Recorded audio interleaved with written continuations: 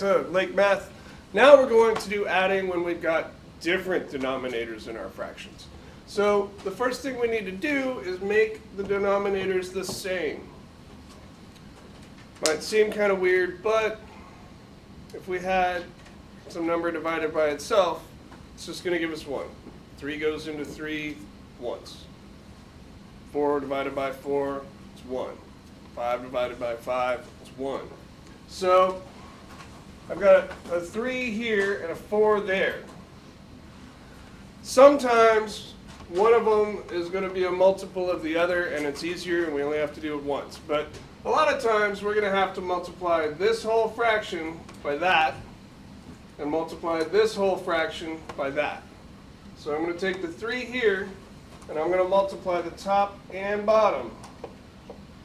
And since I'm multiplying the top and bottom, I'm basically multiplying by 1, which doesn't change anything.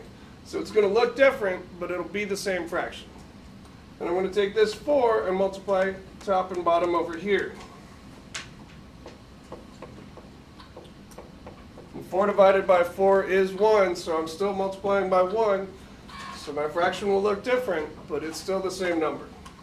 So 4 times 2, I get 8. 4 times 3, I get 12. 3 times 3, I get 9.